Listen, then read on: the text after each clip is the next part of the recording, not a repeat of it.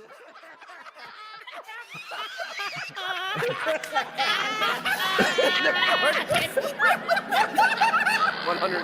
right. Oh, okay. Let's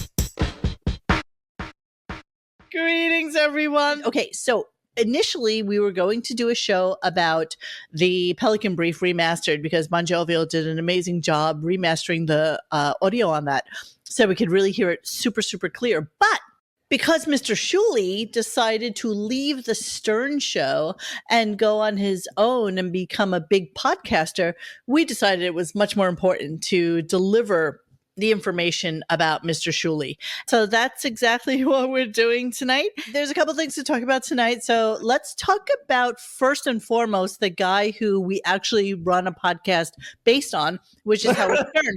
And why was he off today? Because it was a day that ended in Y. Was it a holiday? No. Because I get no mail today, so I'm Monique, just curious. You got no mail because it's Blackface History Month. He worked 11 shows in a row. The man needs a rest. Well, yeah. Are the rumors all going to start that one of his parents has died and he's had to take the day off? No. Right. He couldn't get to the studio. It was a snow day. He had to shovel his way down the basement. Exactly. And there was no excuse actually for being off today, right? When did he actually start the show in January? How many weeks did he do? 3 weeks? No, he did. He only missed one day in January. He came that Monday. King Day. He was off. And Dennis, one guest, right? Kevin Hart. Well, yeah, if you call that a guest. Well, that was a serious plant because he had his station coming up. That's all that was. That was wig pro quo. And I didn't listen to the interview because I didn't want to. You were at yoga. And I was at yoga. And the thing is, I heard that he did not ask him about his friend crashing that car, which is like the only fucking thing to talk about. And yeah, that's right. What? Which friend? All right. He Kevin Hart had bought a modified 70. Okay. And his friend was driving the car while Kevin was sitting in his baby seat next to him, and he ended up losing control of this 600 horsepower car and rolling it, and had minor injuries and blah blah blah. And there was not a question asked about that. The most interesting thing that Kevin Hart's done in years. Well, you know what? He's defending Alec Baldwin's non-Puerto Rican Spanish wife from being Spanish. He defends Jada Pinkett Smith cheating on Will Smith. He defends the indefensible, and yeah, that's how he's been rolling lately. So I guess it's okay that he's not in this week, but it's kind of curious since we have President's Week coming up in 2 weeks. So is he coming back next week? But I got no mail today, so I don't understand. That's just because they don't like you. Yeah, that's probably true. I got mail today. They traced your IP, yeah. Exactly. Exactly. So, okay, I was curious about that. Also, Beaniemac, I see you're on here right now. Beanie's going to call in a little bit later. I really do want to talk about his injuries and the shooting that occurred at his home. So he's actually hopefully.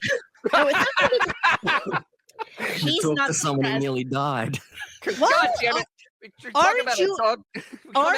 can we make that funny?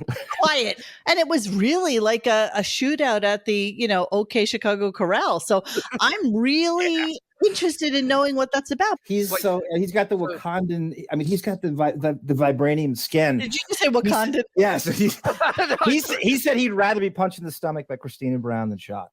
He said. with a North Face jacket on. So you're just gonna? I mean, are you just gonna refer him to as black guy when he gets Yes, on? of Or course. Black guy, black guy. I can't not say that now, right? I can't. Let's talk a little bit about Mr. Shuli, shall we? And- And by popular demand. So let me see. So let's actually discuss what exactly a hack is. And and we love to call Shuli the hack comedian. Have they added his name to that page yet? Who made this Wikipedia page? Somebody took the time to like craft this whole thing. Comedy nerd. We need to edit this and get his name in there because it Oh my totally God, is a let's do that. So, hack comedy. Since comedians and people who work with comedians are typically exposed to many more jokes than the general public, they may recognize a topic, joke, or performer as hack before the general public does. As a result, even performers who do well on stage may be considered hacks by their peers. The word hack is derived from the British term hackneyed, meaning overused and thus cheapened or trite. And this, my friends, really, really, really defines our friend Hack Shuli, who is comedian extraordinaire. Hold on, let me just see if I heard back from Scott the engineer because I want to talk about him really quickly too. Give me a second here. Every time he gets a text message from you, he probably, before he reads it, he thinks, is she about to talk about my dead wife? Dead wife. And we're laughing at it. So, as you all know, Shuli did in fact leave the show. So he wasn't fired. He did in fact leave. And he claims that. He claims that. Can I just put in for a second, Monique? Your original reporting on this was spot the fuck on. There was not a single inconsistency. Everything about it was letter perfect. And you were how many months ahead of the curve? Everything you've said has been spot on. Especially if they wanted him to go to part-time. I remember Mon said that ages ago. That's true. There was one people who say she gets the good info. And then when his wife is hunting down in Alabama for real men, he had to go follow her. Probably true. All of it was true, you guys. All of it was true, but the fact that he quit is actually also true as well. All right, so here is BonJovial discussing the synopsis from Reddit. All right, so Shuli starts by telling the audience how he became a certain staff member and how he made himself a bit of a bigger role by taking the whack pack on. All right, we'll move on because I'm sure a lot of this is going to be in clips. One of the reasons he became unhappy was because he lost the whack pack. He came back after Christmas break and his duties were split between staffers instead of him.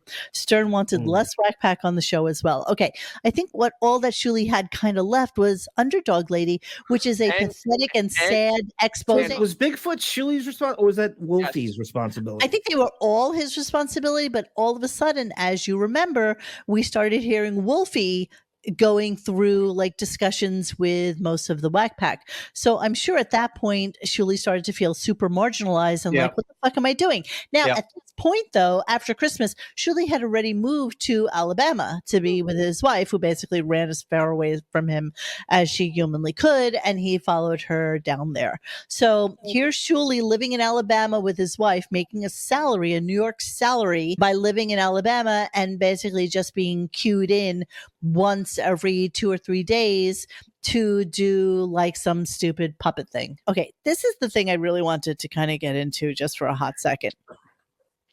This right here. After he moved down to Alabama, he was offered part-time. He'd get a pay cut, lose his benefits, and he'd jump in as needed. He was given permission to broadcast, but he'd be limited in the discussions he had. So things like Sirius XM and Howard Stern, I guess, were verboten. Then he said he asked for clarification onto what he can and cannot say if he accepted the part-time gig, but he doesn't think it was cool to not allow him to discuss his last 15 years. He spoke to his wife and she just wanted to see him happy, so they agreed he could quit. Okay, so let's talk about that for a hot second. So if you have no job, is that better than having a semblance of a job with Howard? I was always saying that like Shuli was collecting fucking cans at the Port Authority. I mean, we knew he wasn't getting paid shit. But the part that really doesn't seem true about this is his wife saying, yeah, honey, just quit a job that pays actually fucking money and try to do something to make money that we don't know if you're going to make any money. Well, I mean, that just shows she's not there. Well, And unless she I don't think has she's like a there. really decent job and that she's the one who has the benefits. They have Yeah. 2 kids. How do you okay, even Have you if kids on his salary? Yeah. well, let's walk it through just for a quick second. Even if and let's give Shuli the shittiest salary, okay? Let's give him, and I'm talking for the Stern Show, okay? And let's say they wanted to cut him in half and put him at $40,000 with no benefits. Ergo, they'd probably put him on freelance and that he would only be on call. Isn't it worth it to have that salary so that you are paying for your children's health care than not? I'm just asking the question. A good father, a humanitarian, would do that. But he's obsessed with fame and he's obsessed with attention, like any comedian or hack would be. And you can't compare him to a civilian that thinks about his family first. You just can't. But isn't everything about money at this point? I mean, really? It's in terms of, well, I guess about money and about trying to not lose the only woman that actually will sleep with him. But you're in Alabama now, okay? You're not in Pittsburgh. You're in fucking Alabama. Sorry, Tiger Well, Lily. I don't know Pittsburgh, Alabama. Yeah, but you know what? You're closer in Pittsburgh to being in the hotbed of activity for a broadcaster than you are in Alabama. So I'm just very, very curious as to why the conversation was, okay, honey, just, don't work at all, as opposed to, yes, at least something is better than nothing. Correct. That's all I'm saying. Correct. I just getting nothing and not even getting a payout is just that's not rational. That is not a rational family decision. And then to go make a Twitch to make a friggin' Patreon show where basically after the first show no one's going to pay you.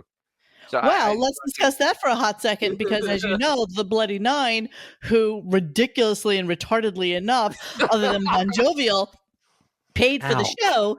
No. But you were doing the Lord's job because you were actually doing it for a purpose, and that was to do this show as we're doing it tonight. But when you realize that this fucktard started his show on the 25th of January. Yeah. So basically he did one show where you all paid $5 towards his Patreon, maybe more for some people, because you wanted to hear him talk any shit. So basically he said that he quit the job because they didn't want him to talk shit about Howard and Sirius. Then in the next breath, he said, I'm not going to talk bad about anybody. So therefore, he didn't talk shit about anybody. He made everybody pay $5 so that we could all hear what he would say about the Stern Show, but yet he said nothing. And then it's not necessarily true. Is when that I show you this clip bills again for another $5 for February? Yep. Because it's in advance of the month and not in the arrears of the month, right? So basically people are paying $5 for January where they had one show, and then $5 for February, which is a short month, right? So you're basically paying for 3 months worth of Mr. Shuli with maybe having 2 or 3 shows from him. Yep. So he's gotten greedy already. I think Katie Aldana nails it with her. I think Shuli still thinks he can make it big. Yes, I think the delusions run that big where somebody like that, your dreams, we want them to die. They should never have existed in the first place. But you can't purge somebody. The biggest drug is that he gets a taste of fame or being. I think he claims he toured with Howie Mandel at one point, and I think those delusions will never run dry. I think that's a total kind of sickness you have, that you cannot face how much people hate you and how much this isn't going to work. You can't. There's just no cure for that. No. So that's going to usurp any concern he has for his family's benefits or security. But baby, you know how crazy he is. You know how delusional he is. Those delusions trump any benefits. Well, don't worry. Bubba has a pretty good trucking job, so he's taking care of the family. It's okay. Yeah. Jesus. Bubba, another one. That Bubba, no, that guy doesn't have a job.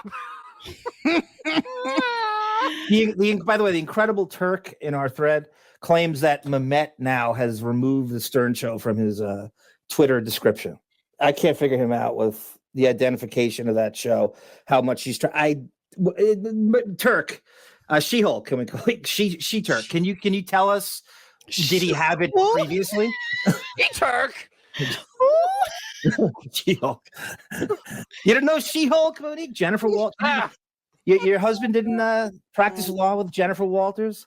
I don't even know who that is. I don't even know what you're talking about. Okay. So Incredible Turk says it went from Howard Stern, series producer, to nothing. It was wiped off as a. Now he could have been told to do that, but usually you're there to brag, and he is a braggard's braggart. I feel like most of them have it off of their thing. Doesn't Rashawn also have it off of his? And that's why we were thinking that maybe he lost his job. I think maybe they were told to not have that as part of their. Why? I don't That know. is insane. That is freaking insane. There was an interesting thread that Clutch tried to. I guess he tries to be the contrarian. Yeah. Occasionally in my travels, it seems as. I mean, I guess that's his thing.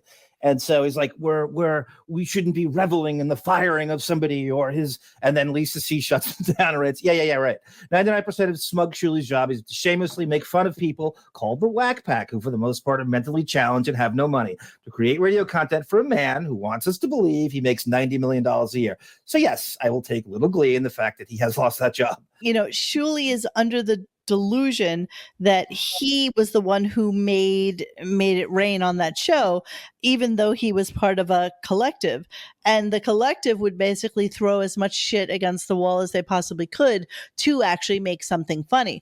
But he in his delusional mind thinks that he was probably the mainstay of the funny that was brought, and he's destined to fall into that pit of just barely there comedian who's trying to make it big off of the coattails of Howard Stern, and it's just not going to work out for him. A more stable Artie in his mind. He thinks he has his shit together, and he's going to do what Artie can't. That's why. Yep. Artie kind of had a little bit of a drug problem in between, kind of hurting that whole podcast thing. If you're going into jail, it kind of slows down your career. Just a little bit. Yeah, just but that's a speed bump there. That shit helps him. I mean, Artie's irony is that all those things are part of his crazy persona that we love so much. He gets arrested, he gets drunk, so that's part. What is he without those things? All his material is derived from drugs and alcohol, album names, and everything he does. So without that stuff, he's not as interesting.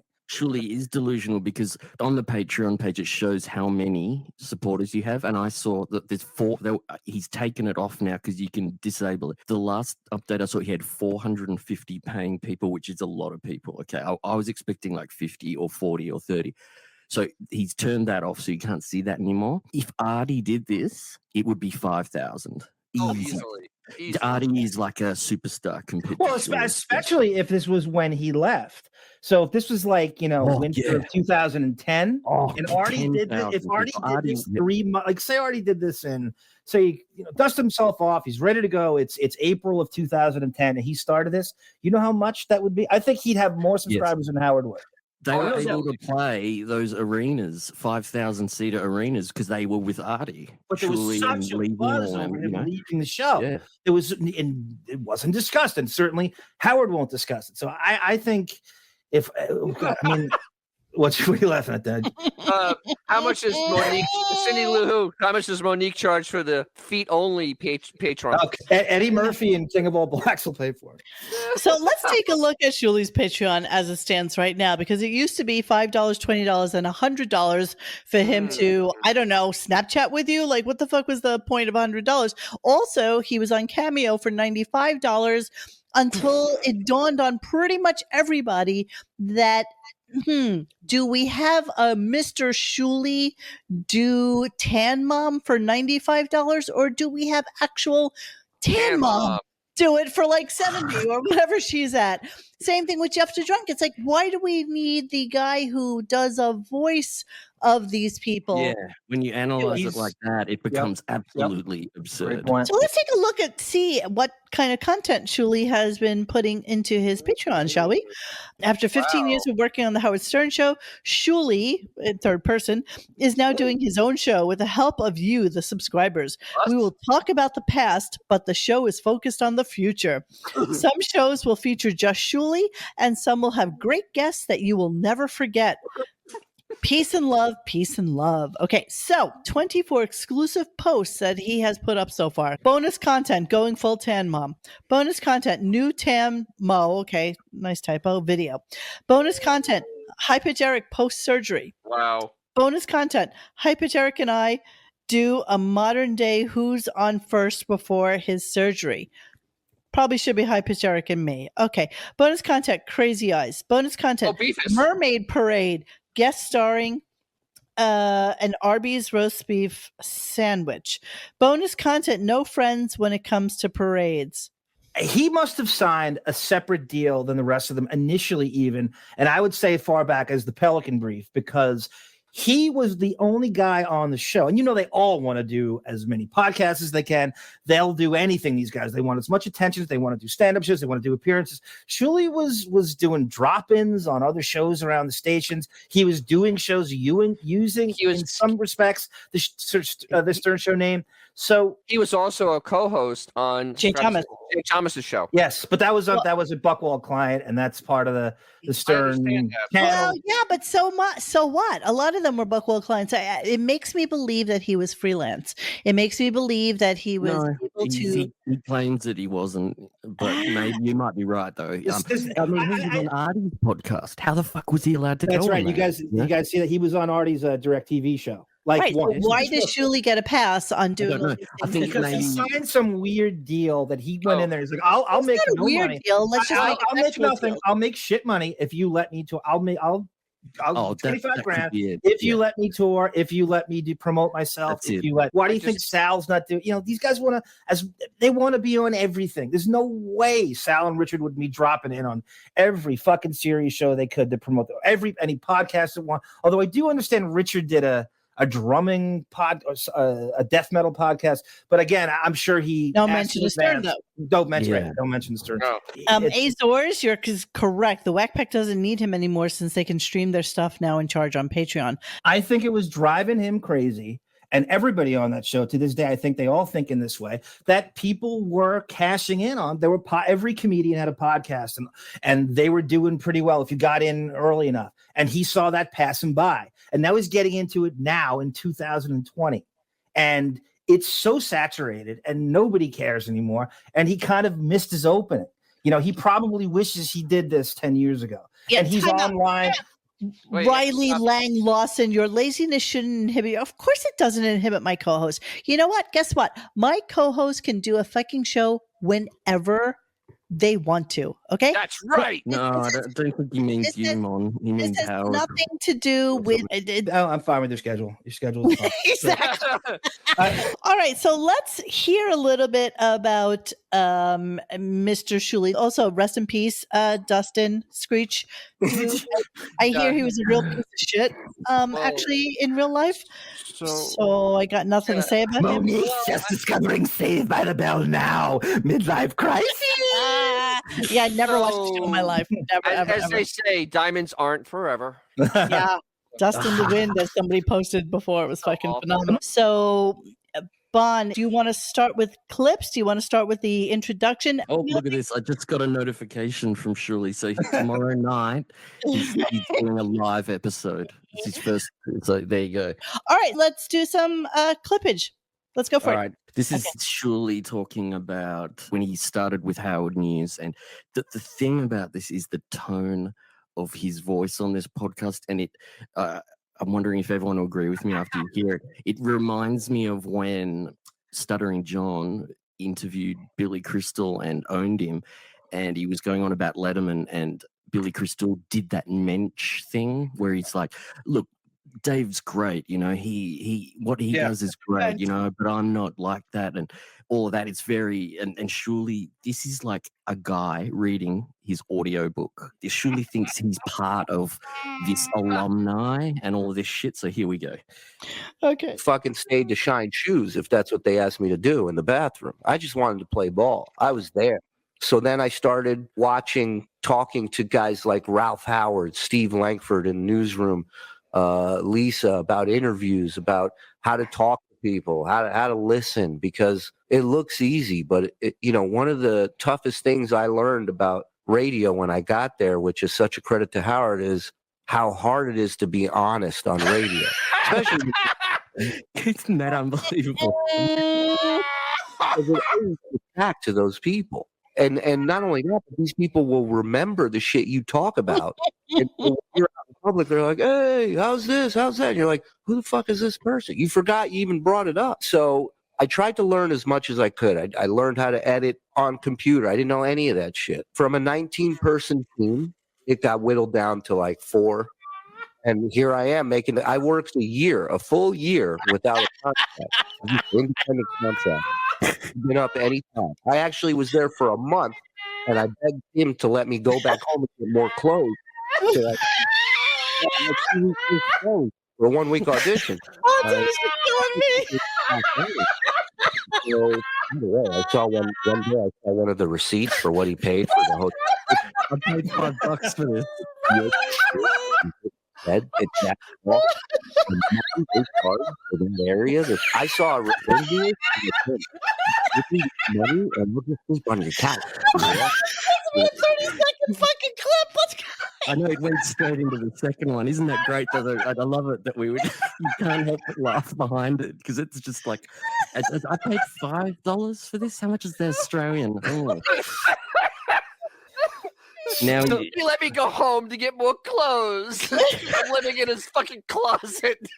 So far, Beth taught him how to use Microsoft Word, and that's how he got it up and running. Oh God, I can't breathe. This is so fucking funny. He's living in the bathroom. So he talks about Langford, and then he talks about how he started focusing on what he could possibly do with the Whack Pack. Okay. Take it to this news team. I get a contract with Sirius. For the first few years, I was never there when the show started live. I was never really called to read headlines. My shift started at Pause. What's a contract? So see what I'm saying? So contract with Sirius. I'm telling you guys he was fucking when they that's the news. That's I what am telling you when he they was whacked fucking when they freelance. whacked the news, he signed something else. Nobody says contract unless you are fucking freelance. If you signed an employment agreement, he was freelance. And so I think because he started out as that guy, he wasn't really part of the crew. He could do other things, etc. He was kind of on call for Sirius, not for Howard. Yes, exactly. That's the roundabout of him not having the NDA and whatnot. It could very well be because he would drop in on these Sirius shows, whether they want him or not. And go ahead, then. And it just dawned on me. Remember when he was when he said he asked dynamic. We prefer prolific. When he said that he had asked his people at Sirius about going to Alabama when he was on the show. He didn't ask Howard. He was actually asking the people that he was reporting to, which is Sirius XM. I agree.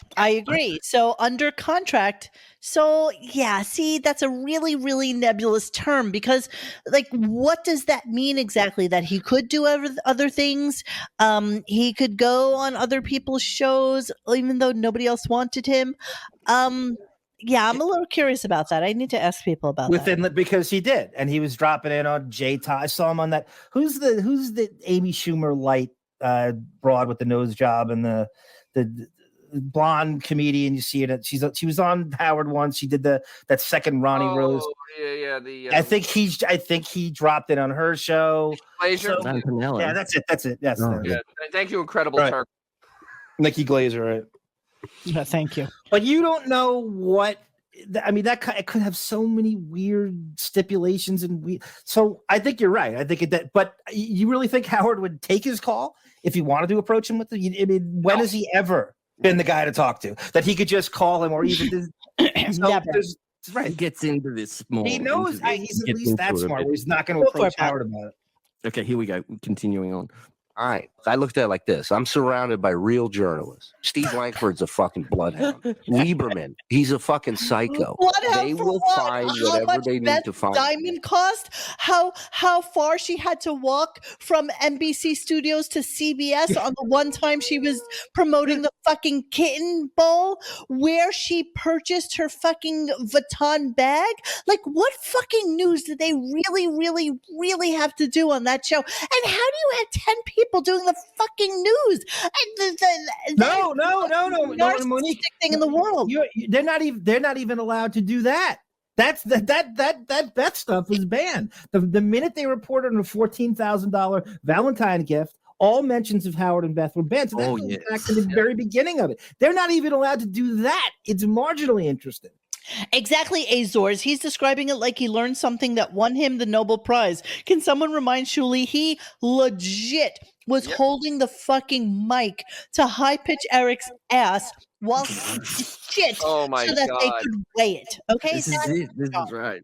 that is integrity at its fucking finest. All right, He learned that from Steve Langford. He learned that from the best. thanks. He's doing everything. The mensch that he's doing. He's just like regrets. You know, I've got a few. You know, it's What are you, fucking Frank Sinatra now? intolerable. Yeah. Mind about you. All right, go And on. He's That's taking not the me. acting. That's not my beat. I'm a fan of the show. I'm a fan of the whack pack. I'm a fan of the back office shit. And that is what I Meeting gravitate girls, to. meeting And guys. so I went all in with the whack pack. You know, I wasn't just going to call them once a week. They had my number, they had my email, they had my address. But But I also had everything that was going on in their lives. As a fan, I'm sitting here thinking, what do I want to hear when I'm driving my construction truck or my plumbing truck? What do I want to listen to? Right, A that's lot of Jewish plumbers. Interview Brian Johnson from ACDC? Bruce Carpenter. Or do I want to hear Shuli ask High Pitch Eric how to spell Afghanistan? Well, it lasted like 4 seconds. I think he went APH and I ended the clip. But like that's also what entertained me. And for a comic, it was also a pretty good softball pitch for comedy. I make it to this news team. Okay. And the news. Oh my God. So he's also I've edited this down so much. The ums and ahs he does, he leaves the pauses. He's got it all Wait a from minute. Howard. But he said he learned from the fucking- best. He learned So in from- other words, you like the bully, the retarded, the weak, the less fortunate. That's your pastime. That's your passion. Well, Bullying. the thought that he thinks that the guy driving the truck or the it's so plumber or the Howard, people that are actually listening to the show anymore, he is rudely mistaken. They have moved on. They've actually moved on to like Barstool Sports that was just taken Oh, it's down by crazy. fucking Sirius on Friday, Whoa. which is a whole nother conversation we'll come back to at some point. We have to circle back to that fucking disaster. Yeah, Gunga Din says everyone on that show thinks they're doing groundbreaking stuff. It's only after they leave the show that they find out the truth. And that's exactly right. You know, as a collective, they think that they're the funniest one on a team that is not really funny to begin with. So when something shines, they think that they're responsible. It's for like being the slimmest guy on a sumo team. I mean, honestly. Exactly. Really. That's it. Okay, now this is good because he's getting to when Howard News ended, and then he's talking about his problems with anger, and he's also going to talk about that infamous Gary fight where Gary told him to fuck off and told him he was a cunt and everything, and said all he tries to do is just a weasel trying to get on the air. Lasted as long as it lasted, you know. There were a lot of times, because I've been doing these impressions of the Whack Pack for a while. People have come see me perform live. You know, you've seen me do them live. At that time, I was so angry that I wasn't being used on the show more. I remember thinking, High Pitch is calling in. I'm sitting at my desk. I'm going, fuck, man, I could be busting on him right now in his voice like Fred does to Benji or anyone else. This is before the puppets. It just never happened. And it never happened because I was my biggest obstacle. Sitting there bitching about that shit, crying about it. That's how your lack of talent is your That biggest energy was obstacle. the only thing keeping me out. Because I remember I got into a big fight with Gary on the air about he was saying that I was bothering him, coming to him with too much stuff, doing my job and forcing him to do his. And if you remember, Howard sided with me. He told him, I would rather he comes to you with 100 ideas and one of them is great. For me, a lot of shit changed in that fight. You know, it got nasty. Gary called me. Speaking for the truck, as Monique loves to use that cliche about, like, you know, the truck driver. If you're a truck driver, I would rather have Tracy Morgan represent me than Shuli. Who's Oh, nice one, John. It was like, who wants? The Howard is as bad. It's the last guy I want speaking for a truck. And if you're a truck driver, be very offended. Don't have Shuli speak for you, please. No, Shuli doesn't speak for any of these people, nor does he know who actually listens to the show. He's incredibly delusional. That's the thing.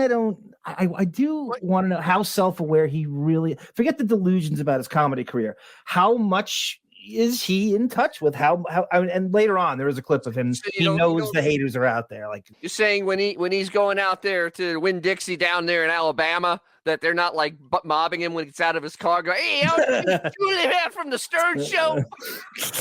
All right, that's a great bit later. I have to intercept the clip thing with something that Melvin just told me to share with you guys from Shuli's Instagram. Hang on a second. No, G Canada, you're right. The bottom line is the way this is going is he says, is radio even a thing anymore? Now everyone can listen to whatever they want, whenever they want. Radio is on the way. G Canada, I don't get it either. I don't know why anybody would adhere to a radio schedule. I don't understand. And these serious contracts are even more maddening, which just lends more to believe that Howard's a silent partner. With the Barstool stuff, I've never been more sure of it. All right, this is the content you can expect from Shuli. Here we go. The actual fuck?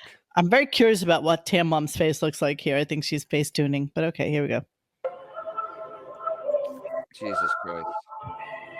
This guy's out. Everybody's out. Oh my God, I don't know which one's worse. Everybody's fighting about Howard Stern. Fucking Christ. Always get what you want. You can't always get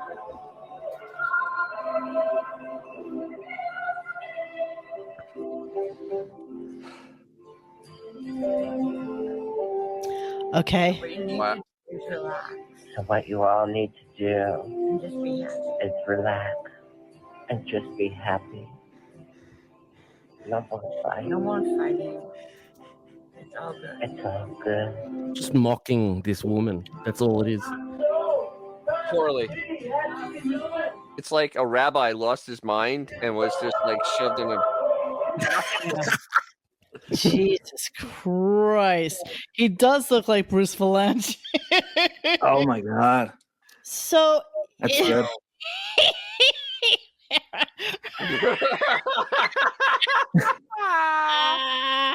He's going to learn very quickly. If you don't dish dirt on the show, no one's going to give a shit about any of this. It's already old. It's already, no one cares now.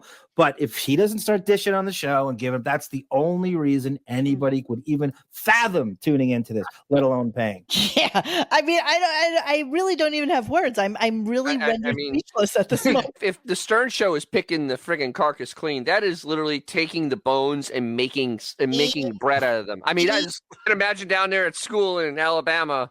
What do your daddy do? What your daddy do? By the way, still laughing at Dennis's picture of him.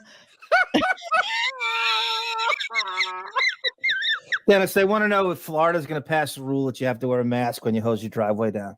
No. No, we don't. All right, go on. So this is him talking about his mission as a comedian on the Stern Show. And, you know, when you start working there as a fan, what you bring to a show, if you are a super fan, and things that he sacrificed in his life during the time on the show. Okay. Pay his dues. My goal coming into that studio every single time was to make whoever was in there laugh. If it was Howard, Robin, and Fred, that was it. And I happen to have specialized in that, having started comedy in Vegas, where I played to fours of people a night. I was comfortable in that. And if I could get 4 people to laugh in unison, the rest is easy. So that was my mission, and I loved it.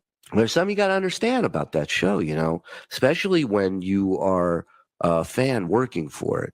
and that is you give your all to that show. There isn't a person there on that staff right now that isn't giving their entire life to that show. That's the host. That's You the got host. to do that. People Because for a 3-hour show. Do we have any evidence of this ever happening?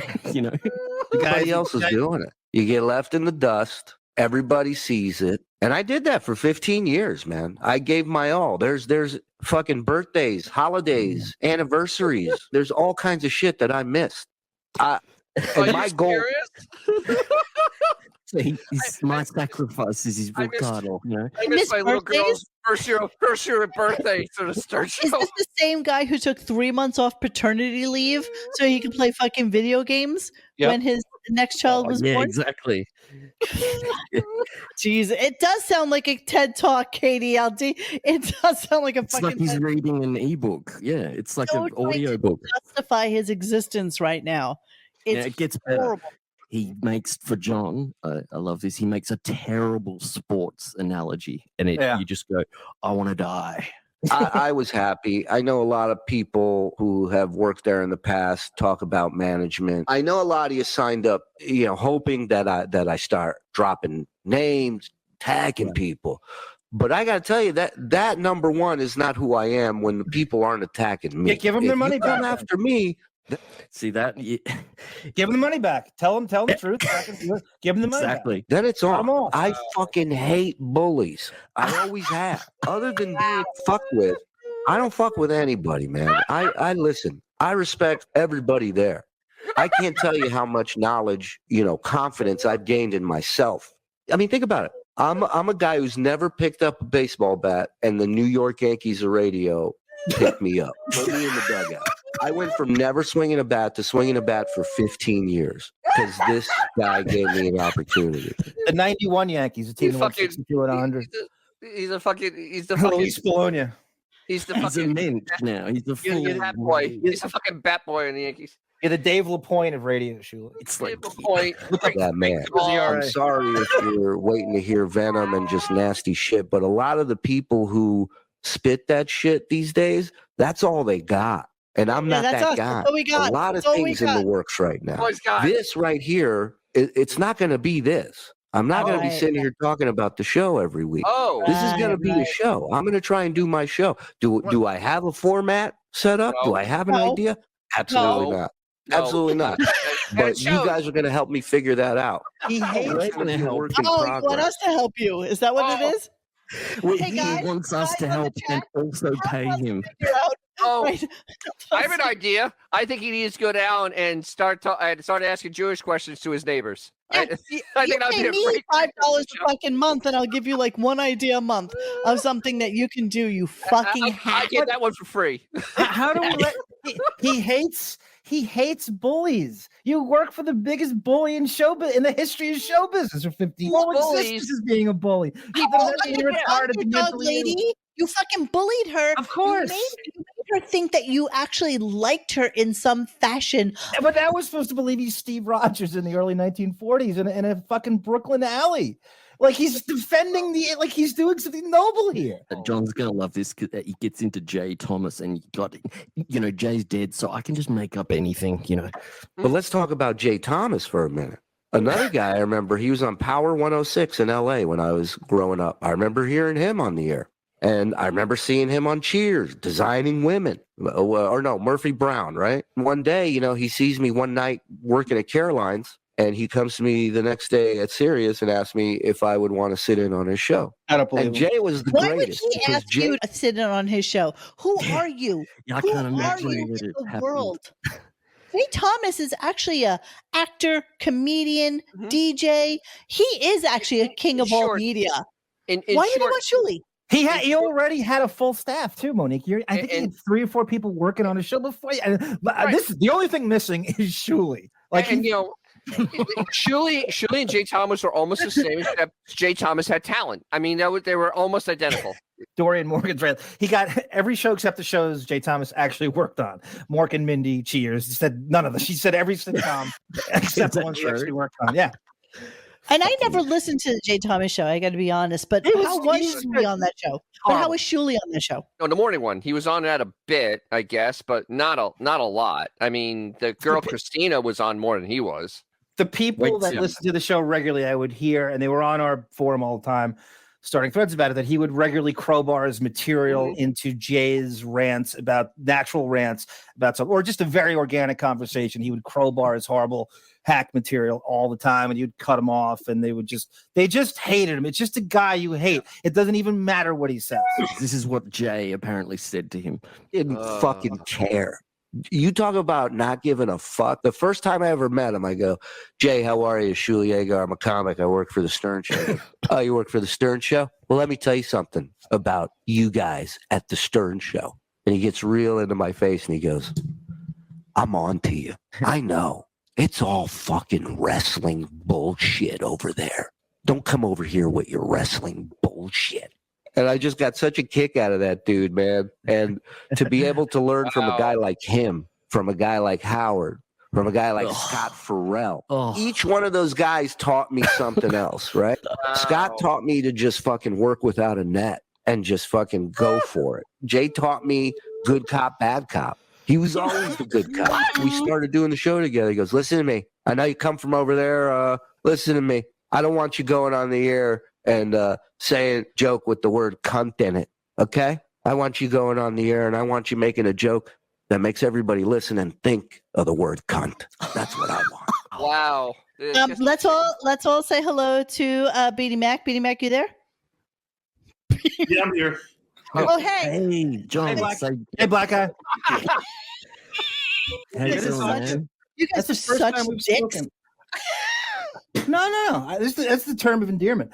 This is the first time we've spoken. Beaniemac has been in NBA fantasy leagues of mine. He is the BJ Armstrong of Radiogunk, and he knows that. I wish you'd talk about me like that. I'm instantly jealous of Beaniemac. Not the bullet holes, though. Okay, how are you feeling, Beaniemac? Are you all right? Hey! We're gonna come back to Beanie a little while. I just thought I'd add him in so he can listen live while we're hanging, and then we'll come back to Beanie later. All right, I do need to know how many more clips we have, because I have some video components I want to play. No, seriously. We've got about 19, but they're very short. They're very short. You should let me play them. I could. No, you got it. Go. Now we're getting to the point. He's talking about when the virus started and they started working from home, and then he's talking about how he was demoted.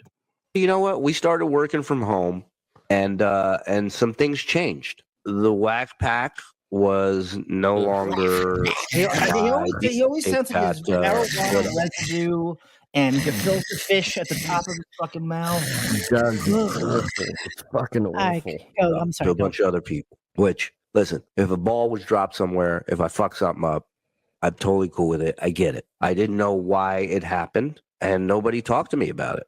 And that kind of pissed me off. I put 15 years into the whack pack, as silly as that may sound. It does. Yeah. And I felt like, you know what, because we went through some times there on the show where, you know, boss was like, listen, man, too many whack packs are calling in, you know, let's back off of it. And me, that was my beat. And I'm like, well, that's not good. You know, that means my shit's not getting on the air. Impressions aren't happening. So, you know, I would work twice as hard to get something so good. I'm on. I don't like this. Even the fact he didn't want it, he had to. Okay, now he's going to talk about his home life, the virus, the violence in his neighborhood, and him considering moving. Anxiety thing from it. My wife, nobody's good. We're all fucking nervous. And there's a building across from us. They start throwing fucking glass bottles at my wife from this fucking balcony. We call the cops. Guess what? Cops are pissed at the mayor. They're not fucking doing anything. What the fuck, man? I'm paying almost $3,000 a month for a 2-bedroom, 2-bath apartment where people can throw glass fucking bottles in it. Then one night, some naked dude got into our building, was banging on the neighbor's door on the second floor. My 10-year-old's developing a whole fucking right. So this anxiety thing from it. This is why you went to Alabama. That's why his wife ran away to Alabama. That's what happened at But to Alabama. Queens. That's why you Alabama. Nobody's That's a Long good. Island. We're all fucking nervous.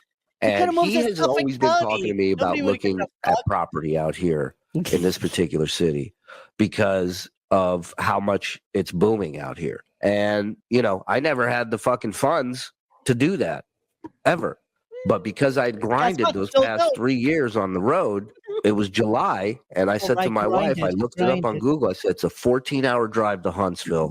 I No, mean, I don't know if bullshit. it's better than this. Can we go check Skipping it a out? jump. All the fucking places on the fucking map. You fucking take a dart, and Huntsville, fucking Alabama wins that fucking Yeah. prize. Does anyone have a theory on why he went? Does anyone in the I chat think have it's a theory?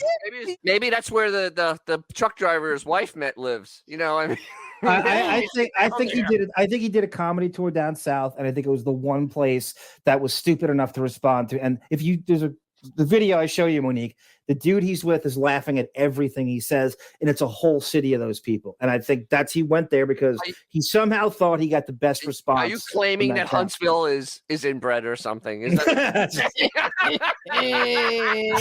All right, continuing on. Wife, who's No the offense, greatest Tiger ever. Lily. She says, let's go. We pack the kids up. We drive 14 hours. 14 we hours. fall in love with the place.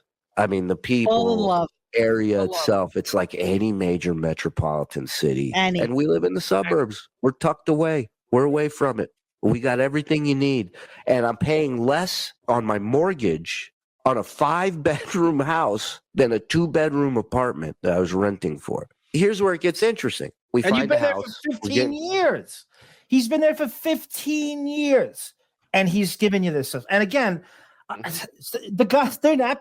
You're worth nothing to them. So in 15 years, you haven't accrued enough to comfortably live in an apartment in Astoria. Yeah. And you go to about it's the show you work for. So yes, you are backwardly bashing them.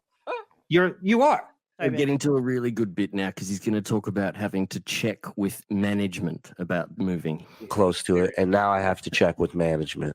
I've been with the show a long time. I'm good with a lot of people there. I'm sure we can make something work.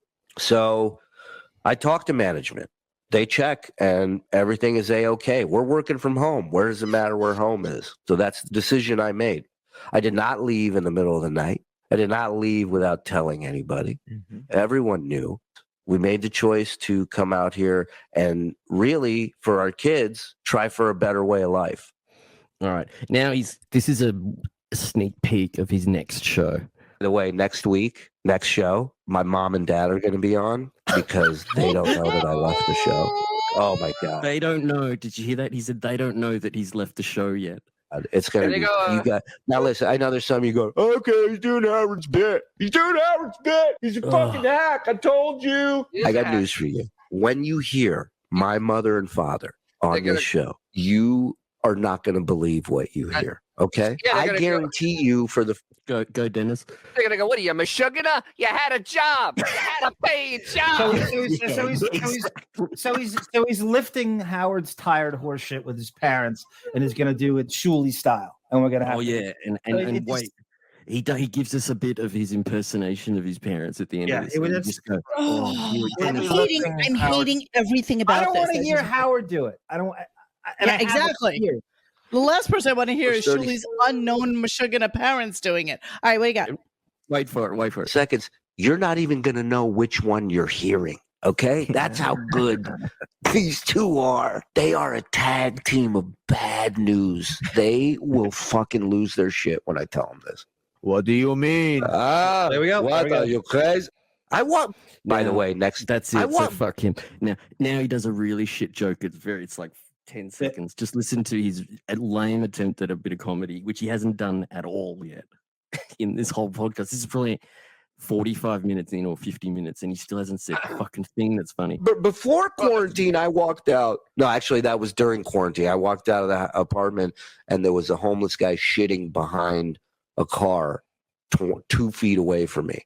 Oh, you know what the most horrible part was? He wasn't wearing a mask. Okay. Wait a minute. That's it. That's a joke? Oh. You know, he should ring a bell when he tells jokes. Flashing a bat signal. Yeah.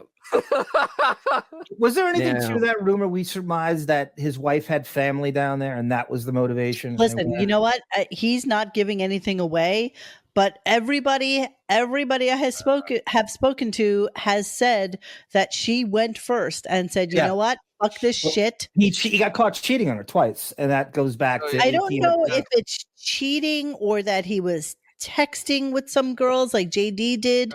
Can you get clarification on that? She went down there. She went down Can there. you send a text message now to someone for clarification? No,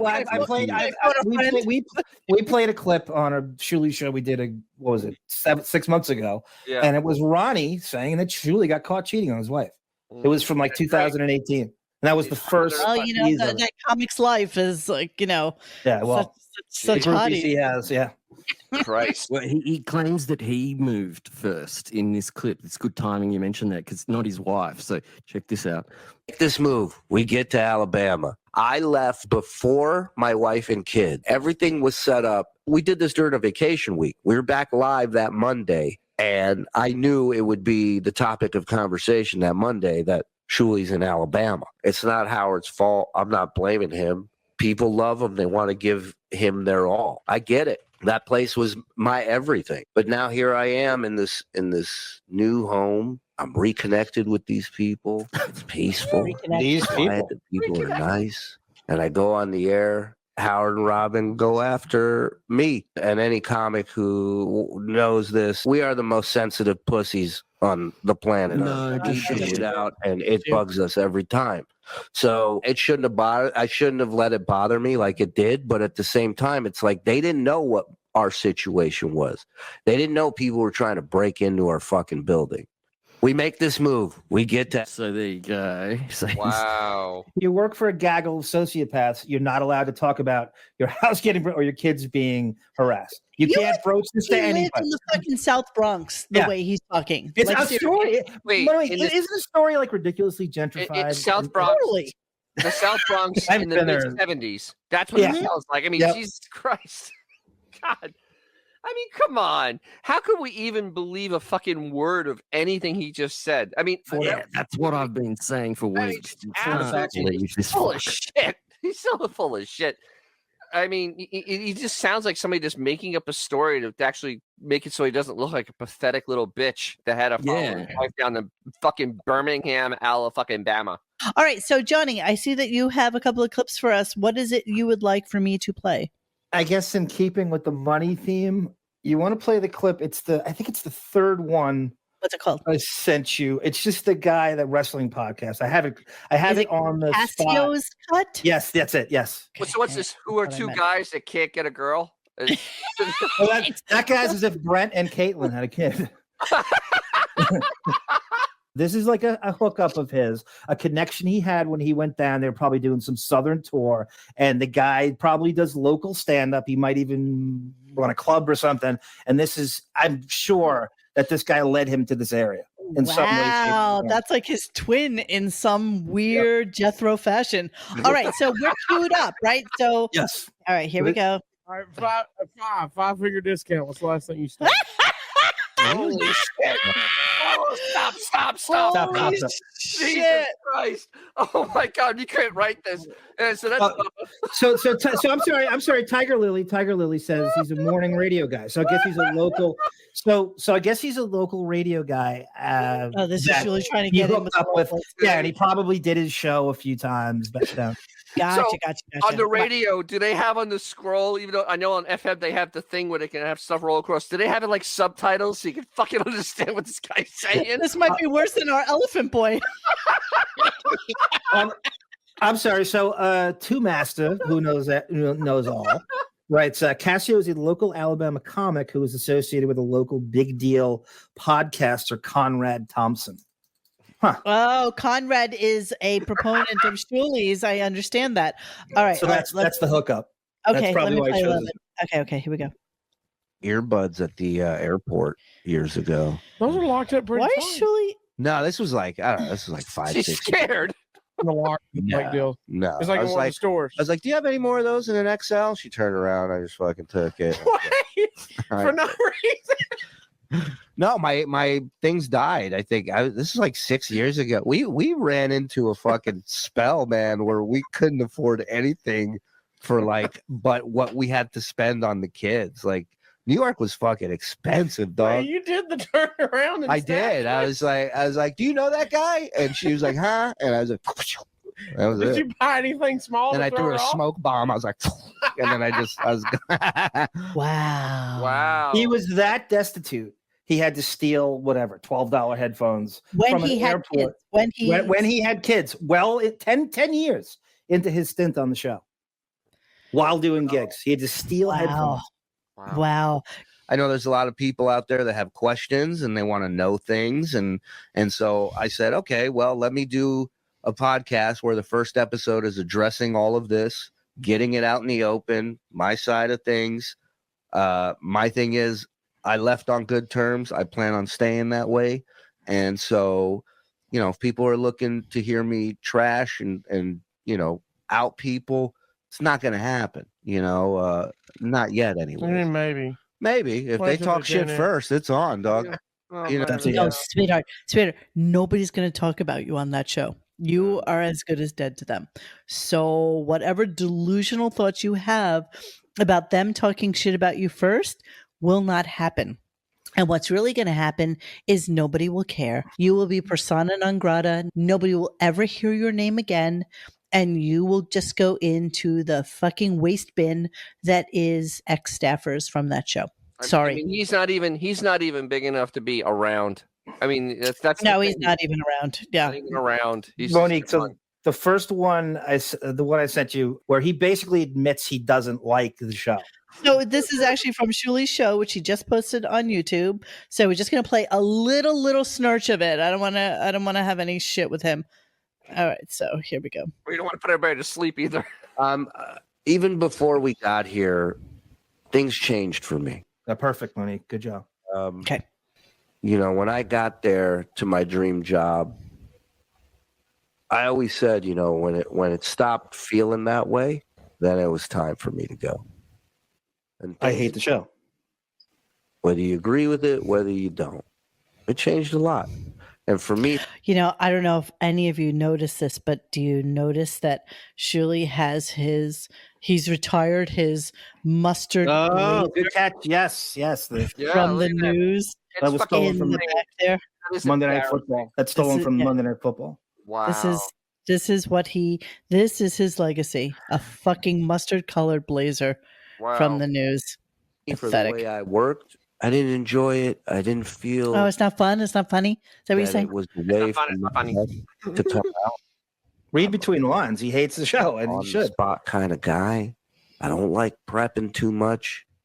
And it got he's so spontaneous. He's such an ad-libber. Lines for coming in with puppets, and I'm like, come on, man. I'm not sample lines. There's a window when a Jeff calls in or an Eric. A window. And I just want to be able to jump in that fucking. It's over. And do my thing. You jump through the window. It wasn't happening. All right. See. So, what is the clip you sent me with the Stuttering John podcast? I did. Yeah. Somebody did. Oh, that's okay. That's Hansy.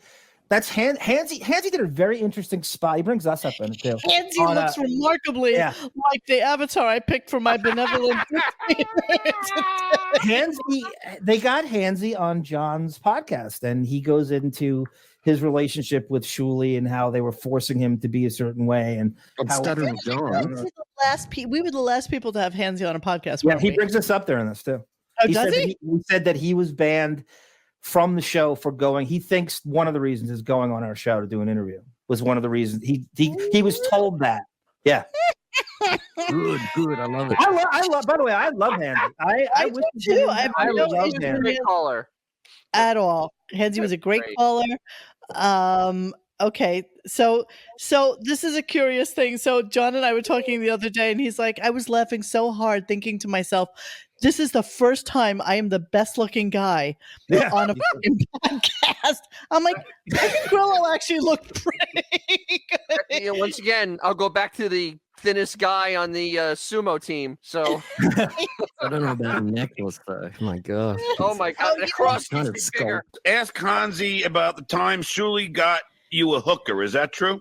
Yeah, he, you know, I never really got laid, really. I mean, not surprising, obviously. I never really, I saw all the bullshit that goes along with it, with STDs and all that type of shit. I was like, you know what? I'll just pretend I got laid for a bit. I don't need to get fucking laid. Of the 3 people, Grill's the only one I would hire. Yeah. For any job. The bar is really low, though. You know. Oh, no, Grill's a good guy. I love I'm him. sorry, cool. but I know. Grill's cool. We heard on Artie's podcast about Shuli getting it to me, getting me one. I think Shuli always just kind of used me to get more airtime, basically, and he knew that, like, you know, Howard would fucking, you know, eat that shit up, right? Even when it happened, Howard was putting me down for it, whatever, right? You know, but it's whatever, man. All right, Bon, what else do you have in your clip? Fantastic. So he goes into the next chapter. That's what we could call it, the next chapter in his life, and about how he's going to deal with the show now that he has to do the show, and he's kissing his own ass, like totally sucking. Yeah. So what I do, just play this fucking game and be not happy and take money.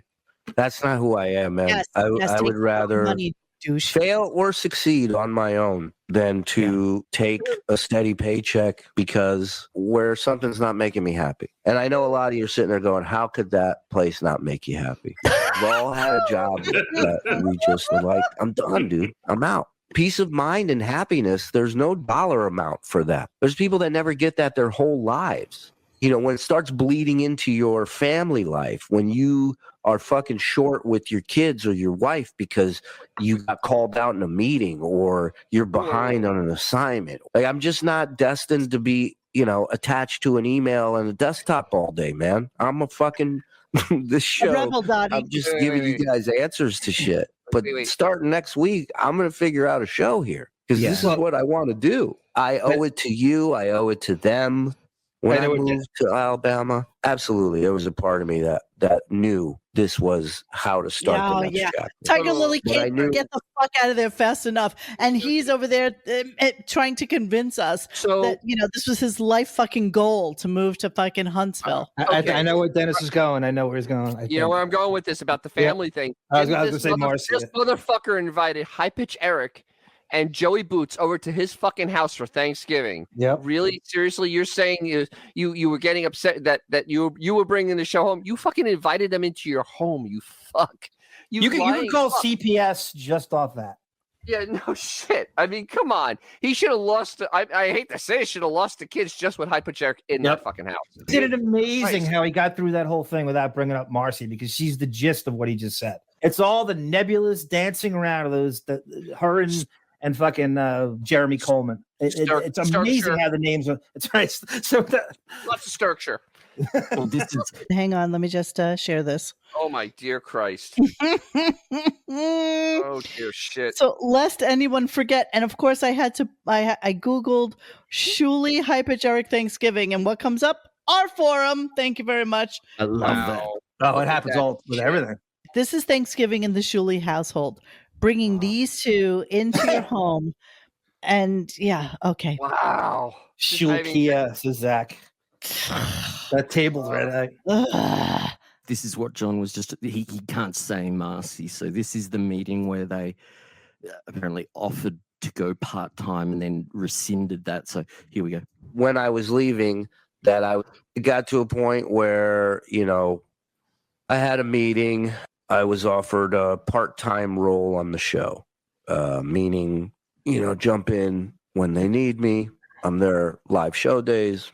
I'm not in all the meetings. I'm not working a full week, but I'm also not making what I made. That's cut in half. Benefits are gone, but I can do my own shit. I'm free to broadcast, podcast, whatever I want. So I had started thinking about it, and I'm figuring, okay, I'll do it. And then things changed where now I could broadcast, but I couldn't talk about Sirius, Howard, or the show or anything in any way. All I asked for was clarification on what you would not like me to say, because to say you can't talk about the last 15 years, that's not fair to me. I'd love to tell the story of how I bumped into Norm Macdonald at Sirius and we went to lunch And then I opened for him at Caroline's. But am I in violation because I'm bringing up Sirius? I started weighing it out. I'm thinking, well, I'm always going to be attached if I take something from him. If I just walk away, then I'm my own man. I made the decision to leave. Oh yeah, that's a good move there. I spoke to both. You know, he called me. He thanked me for 15 amazing years. I don't believe it he was called funny because even on I don't the believe he phone, called my whole thing was like try to make him laugh. And as soon as I got off the phone, I lost it.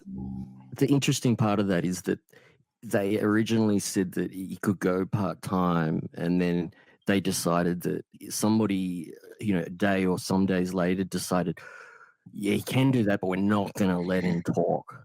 And I just wonder who that was, if it gets that far back to Howard, or it's just I think a lot of it has to do with the Whack Pack and his ability to use things that were not used on air on his own show, as evidenced by what he has on his Patreon already. And quite honestly, he's going to wind up shooting his load in like 3 months or less. Oh, not and even then he's just going to be fucking lost in Huntsville. Well, he's bringing his mum and dad on next episode, so that says something. He's dispensed with all of this now. He's got nothing. He's already shot his load. He's done. He's asleep already. I mean, he has nothing. He has nothing. He has a monotone voice with no fucking stories. I mean, this just literally, there's gonna be fives of people listening. This is without any Stern Show stuff. He is less than nobody. And he turned off that on his Patreon, that you could see how many patrons he had, because it's probably been dropping after that first show. Of because he lost many. Mine's gone, so it's gone from 450 down, and now he's turned that off, so you can't see. Right. So, like, most people did it in January so that they could hear him talk shit about Howard, and he did none of that. And now we're stuck with his parents finding out that he's no longer working on the Stern Show. So ergo, he no longer has an income. But to be quite fair with you, if he's getting like $2,500 a month off of his Patreon and miscellaneous, probably more than what the Stern Show is offering on a yearly basis. But you know, with the Stern Show, you're just doing some stupid fucking podcast from your house. Tiger Lily brings up a good point. He'll be a regular at Stand Up Live. It's in the middle of a strip mall in Huntsville, so she can go. That's awesome. Great for volunteering. Thank you. Oh, I think I don't think she's near Huntsville. I think that she's not the Huntsville girl. She's in the other place in Alabama. She's in Alabama, not Huntsville. This is him talking about how good he is at stand-up. You guys are here because of my stint on that show. You know, a lot of people say you're only doing stand-up because you're on Howard. Some of the clubs I get into, absolutely, I'm only on them because of Howard. But that's the first time. You gotta be funny to go back again and again. I like to think for the last 15 years, if you're a fan and you've come to see me perform, that I've been a really good ambassador for the show. And I love the people there. Can we get Bznick to call in right now and just clarify? And I thank you guys for coming and supporting me, because I went from talking to underdog to being the underdog. Ooh. This is it. This is us. This is a grassroots bottom floor start for all of us. That's such bullshit too. Every stand-up does that same thing. If they have a modicum of fame or a lot of fame, they say, well, I mean, like Jerry Seinfeld will go, well, you know, they give me a couple mercy laughs in the beginning, then I really get a break. That's not true at all. Stand-up comedy clubs are obsessed with fame. They don't care about anything else. They want names to bring people. They don't care about your material. That's why the credits are always listed under their names. It's all about the cachet of fame. They don't care about your craft. They care about putting asses in the seats, whatever the fuck they can attach you to. It's all these stand-ups are the same load of horse shit to qualify. Oh, I got to brand. I got to be funny eventually. No, you don't. It's got to be famous. Yeah, that's any modicum of fame, especially down there. Now he's pretending to be happy in this clip. I don't think he's very happy about anything.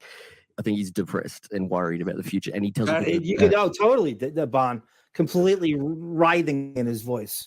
He tells a bit of a Beetlejuice story and about how the memories of the show, and it just makes you go, I think you're lying. I want to thank from the bottom of my heart, Howard, Robin, Gary, Fred, that crew for bringing me into that studio.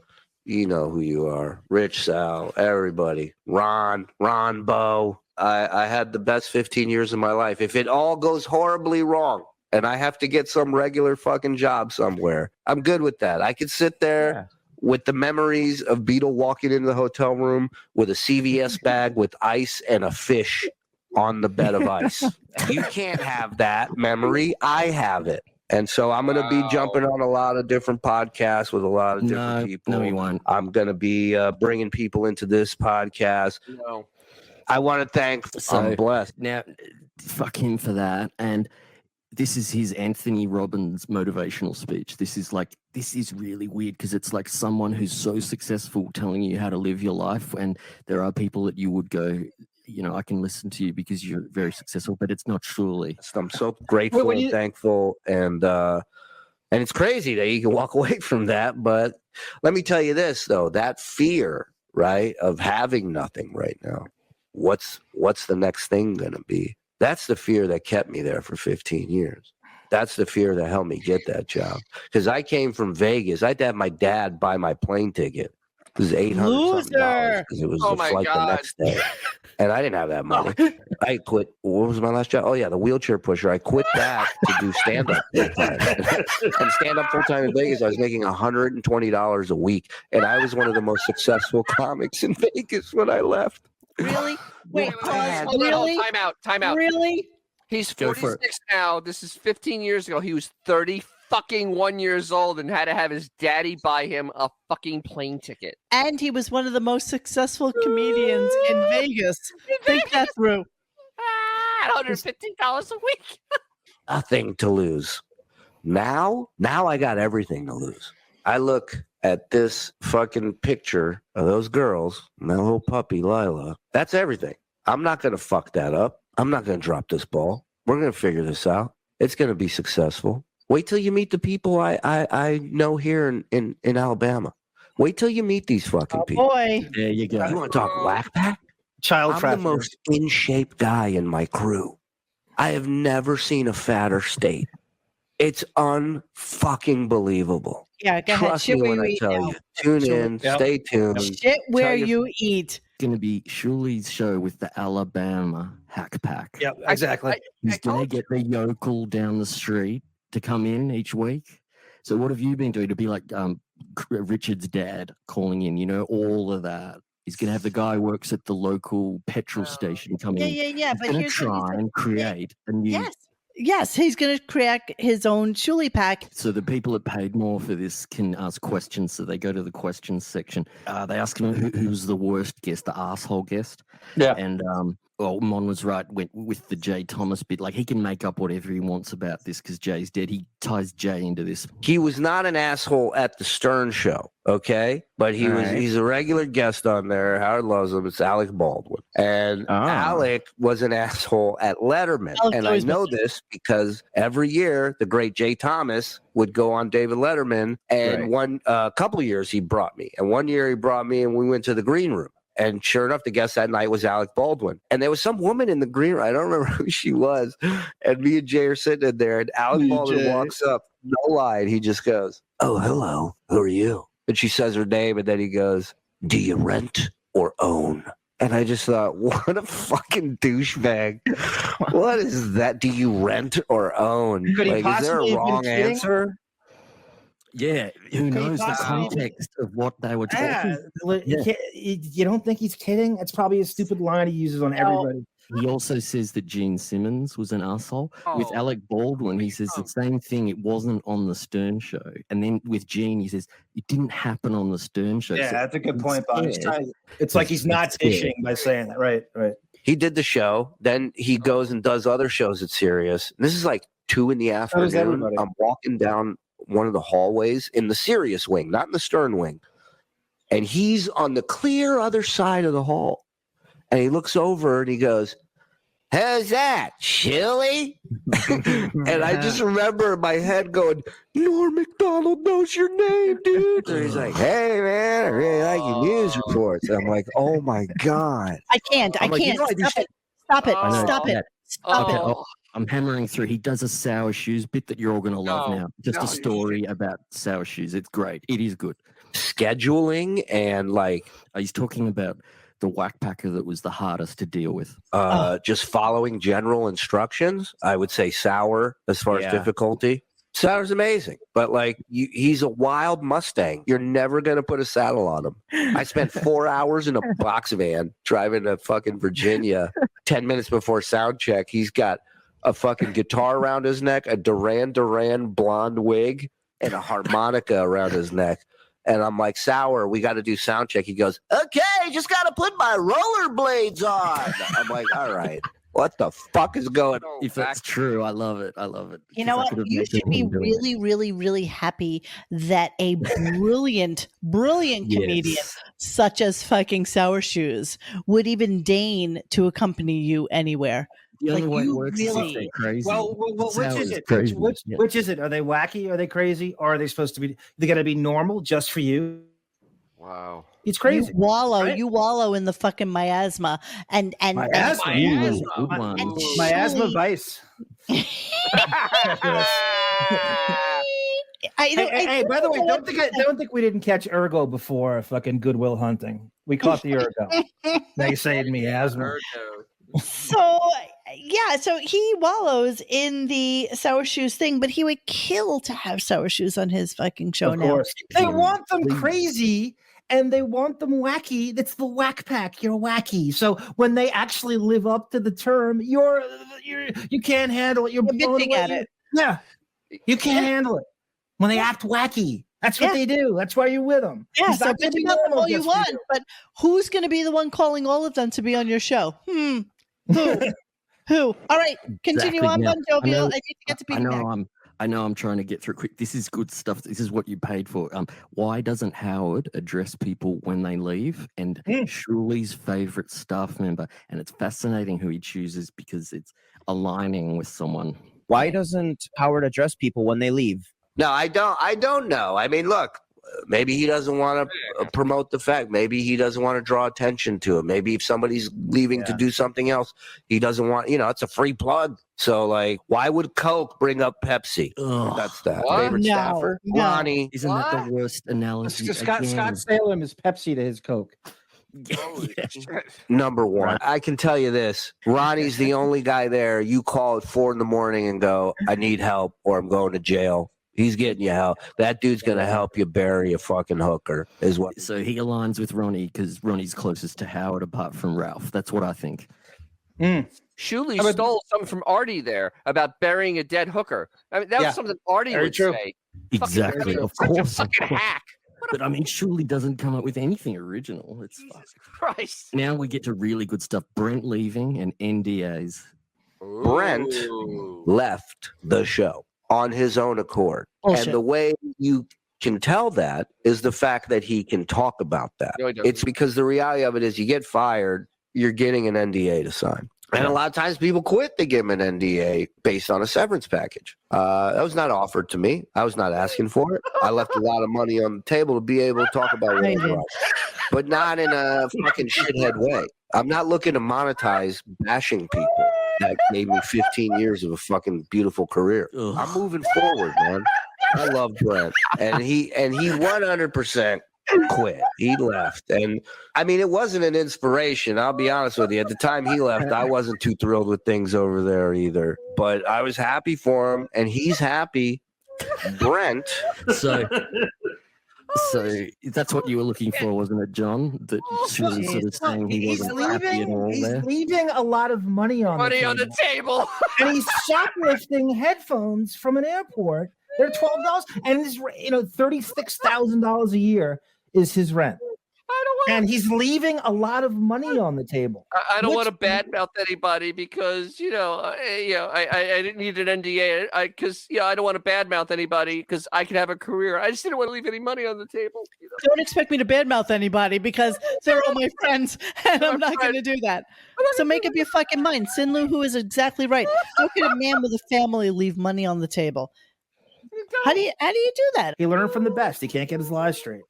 I love this comment I have on the thing right now about Caitlin is selling keychains of her asshole. Dennis is dying. Dennis has lost it.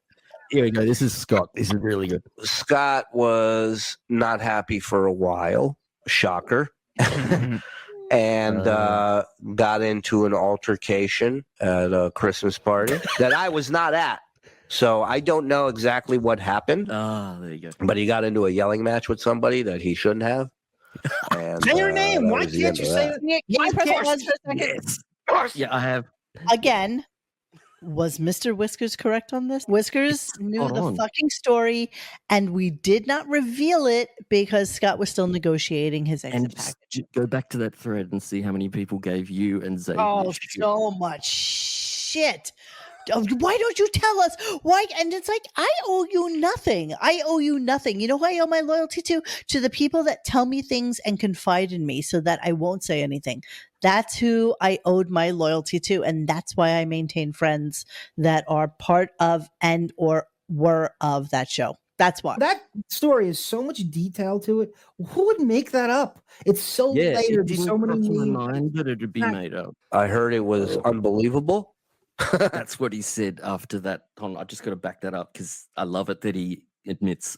I heard it was unbelievable. Okay, hold on. Exactly what happened. But he got into a yelling match with somebody that he shouldn't have. And that was the end of that. And you know what? I really don't see any other way for Scott going out. Love you, Scotty. So Shuli then went on to Twitter to ask Scott if he would come on. This is so good. Oh my God, I love this. Is what I love. Shuli's show.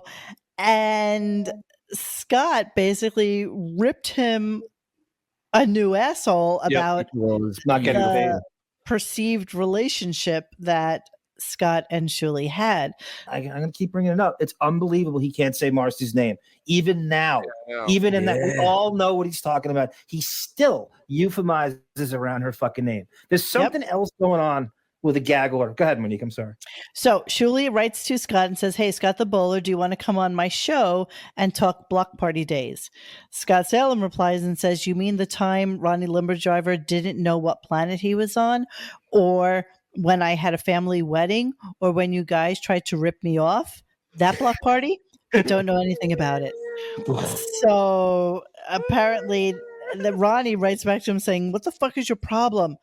Somebody shit in your Cheerios bowl?" And then Scott really sends a fantastic picture of himself sunning in Florida saying, "Enjoy the snow this week, douchebag."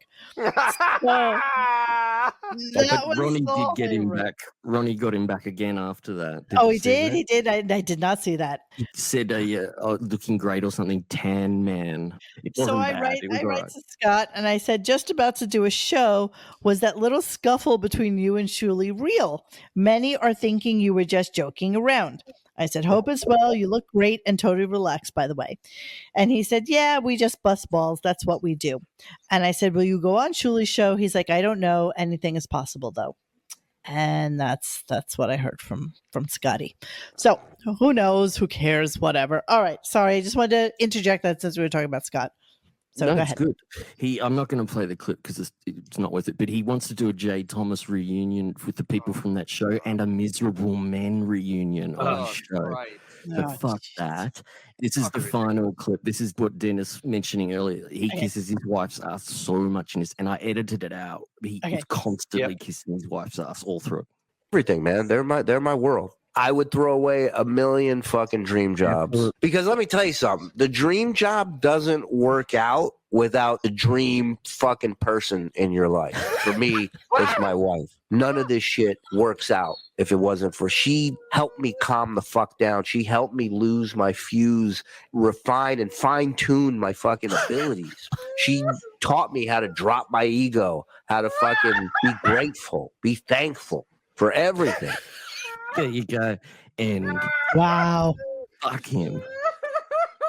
Did you love that, Dennis? Did he steal that speech? Did he steal that speech from Kobe Bryant after he's accused of rape? Exactly. Yeah. After railing that chambermaid in the. So now, BonJovial, let me ask you a question. Did you actually wind up paying for the show last week? Yeah, I don't want to talk about it. Well, did you already get charged for next month? No, I saw your tweet, and the moment I saw it, I cancelled it, and they didn't get me. They sent me an email saying, "Oops, we can't charge your credit card." And I went, good move. "Yay, fuck you!" Good move. But that was nasty scam, and they probably all do it. Those Patreon people, they all know to do it on the 20th of the month or the 25th. So, above and beyond Shuli, we have something exciting to talk about now, and that is what it's like to get shot. So, stay with us for a hot minute now, so we can talk to Beaniemac because we're dying to talk. I've been dying to talk to him about this. What, Dennis? What? You know what this reminds me of? The Casey Kasem rant. It was like, God damn it, come out of a fucking upbeat fucking song talking about a goddamn fucking dead dog. It's the reverse. It's ponderous. Yep. It's ponderous. It's fucking ponderous, man. Fucking ponderous. Listen, everybody who's on here with us is on our website as well, and everybody is very well aware of the fact that Beaniemac single-handedly took on armed gunmen who are trying to steal his fucking car, which, by the way, I would have thrown the keys right the fuck at them and said, have a good day and bye-bye. But Beaniemac fought back and he shot those motherfuckers and they shot him. And so our Beanie is literally laid up with, I think, a shattered ankle and a couple other maladies. So I really wanted to talk to him, but I wasn't sure if it was like doing a one-on-one, but let's talk about it now because I'm really all about what happened. Yeah, we are curious. So, Beanie, you there? Yep, I'm here. Oh, there's my boy. Hi, Beanie. How are you? Hey. You're so cute. Oh my God, he's so cute. That John's put that perfectly in the past. She goes, "Oh, you're so, watch out, so cute," and then she goes, "Oh God, you've got an ugly baby, don't you?" Yeah. He's so cute. And we all wonder why Christine Brown punched her in the stomach. Christina Brown. Hashtag Team Christina Brown. I don't know. Yep. So, Beanie, you're getting a lot of compliments on the chat right now that Beanie rules and that you're like the fucking best guy in the world. So we want to know the story. Yeah, so this is December 2nd, so like almost 2 months ago. And really, like, a lot of times I'll run errands like late at night. Like I had to go to like Walgreens that night, and I was getting gas and stuff. And this wasn't even really near my house, but on the way back, I was in my alley, and as soon as I pulled in the garage, and I have a garage, and it's just me. So wait, time out. What time of night is this? It's like 11:30. Who in their right mind goes to fucking Walgreens at 11:30 at night? Beaniemac. Now leave him alone. Beaniemac. Last minute thought. Wife needed tampons. Like, what are you doing at fucking Walgreens at 11:30 at night? Who's there? Hey. Anyway. I don't know who clued into how we fuck with each other. I think you freaked him out there. Beanie knows us. Beanie knows us. Didn't you go to Limelight at 3:45 in the morning, Monique, on a Tuesday? But I was partying. I wasn't looking to get. So is he. So is he. You have a party at Walgreens. They had a great tabbouleh salad, so it was going. Nah, I literally had my pajamas on and shit. So. Oh shit. Yeah, like I wasn't even gone that long. So when I pulled in the garage, and it's a 2-car garage, but it's just me. So when I was pulling on a diagonal, because I don't give a shit how I park. So I just pulled in, and as soon as I pulled in, I didn't even see where they came from. There were like 3 people surrounding me. So there was one behind me on the passenger side. There's one behind me on the driver's side. There was one in front of me on the driver's side.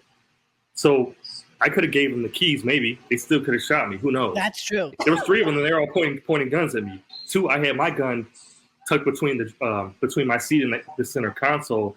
So if I could have gave them my car, they would have had my gun plus their guns. They could have shot me again. You know. So how'd you get your gun out quick enough? Because it was right next to my hand. You know, you could just grab it right there. These are the moments. This is why he has it. This is what you plan for. I reached for that gun and all I saw was a bunch of lights and shooting and shit, and I heard a bunch of shooting. And I kind of ducked down. Yikes. And I think because this happened super fast, probably like within less than a minute. But I must have opened the door because I tried to shoot the guy behind me. And when I put my foot down on the concrete, they shot me in the ankle, and I didn't even feel it. Oh. And then I saw them running. Then I saw them running away, they were just running away. They ran in the alley, they ran down the alley, and then I heard a car speeding away. So when they left, I was trying to like use my left arm, and I couldn't move my arm. So I was like, what the fuck, you know? So I got shot in my humerus, which is like your bone between your elbow and your shoulder. How long was the actual shootout itself? I don't know. It was probably like 30 seconds because I just heard boom, right? boom, boom, So boom, crazy, boom, boom. so fast, right? So fast. Mm-hmm. It's that quick. I mean, you saw my car. They fucked up the windshield. Like I said, I put my foot out. They shot me in the ankle, and then they shot me in the arm. So when they ran away, I tried to get out the car and close my garage door. And as soon as I took a step, I just fell because my ankle shattered and you know, God, my foot was pointing the wrong way, like you know, like Eric the Midget, you know, his like foot was fucked up. Yeah, club fucking footer. So just seeing those bullet holes in the car was like, wow. So Scared I the mean, shit out of me. and I didn't even see that because I had my brother-in-law, my sister, my brother. They took those pictures because I couldn't even walk out there. So I told them to take those pictures for me when I got home. But since then, I've been out there, and they're like, there's bullet holes in the garage door, in the back of the garage. There's bullet hole in the side of the garage. So there's a lot of shots that you didn't see in those pictures. So there was a lot of fucking shooting. G Canada wants to know what kind of gun you were using. Was it Glock or something? Yeah, Glock 43 9mm. It only had 6 rounds in it though, so I was way outgunned if we were to even come to it. So that it's almost like with the like a shark. If you punch a shark in the nose, it kind of scares them off. They didn't expect somebody to fight back. No, I'm dead serious. They don't expect somebody to fight back. That actually probably saved your life. I mean, because they were probably pussies, you know. They probably terrified once he fought back. Exactly. Just because they got a gun, they think they're fucking So God. do you think that you hit any of them? I don't know. I don't think so. I just don't think I did. And it just because I saw them running away. I don't know if I hit them or not. And I didn't see any blood in the garage. So when I took that step and fell, I couldn't get back up. I was like, shit. And thank God they didn't come back. And I had my phone with me, so I just called 911 because I could use my other hand. Mm-hmm. And I was like just on the ground, sitting there, hoping nobody came in there. And then the police and the ambulance came, like, I don't know, 5-10 minutes later. But the crazy thing is there's cops on my block. My neighbor right behind me, he's a cop. He just retired. So it's ridiculous, you know, because this shit is happening everywhere out here since COVID started, pretty much. Wow, it's crazy. Beanie, were you targeted? Do you think they saw your trends and your routine? And it was just random. They must have saw me come into the alley, but I don't remember seeing anyone behind me. So usually I'm pretty aware, but I don't remember seeing them. So I obviously wasn't aware enough that day. As somebody said, they were probably going after your antiseptic wipes. They were in demand. Look at this shit. Look wow. At this. Here's the irony of this here. So this happened at like 11:30 at night, but the next day around noon, that Thursday, which is the 3rd, there was this is a big story out here. There was an off-duty fireman, and he was around 60, 65. He just retired, and the same thing happened to him. And it was just in a different area. 3 dudes ran up on him with guns, and he had a gun too. He tried to shoot them, and they shot him, but he died. You know. Oh wow. It was the same type of thing. These guys look similar, but I can't tell because they had COVID masks on the hood. Yes. But they were doing the same thing, same build, the same type of crime, you know? So wow. It's respectful they wore a COVID mask. Yeah, right. They didn't want you to get the virus. So. Really shattered ankle, but fucking hey, you know, at least you're not getting a fucking disease. This looks like a job for safe life repair, safe life replace. Like they put some of that fucking goo in there. Wait, so Beanie, so were you bleeding? Like when your ankle shattered, like what did you feel? Like what?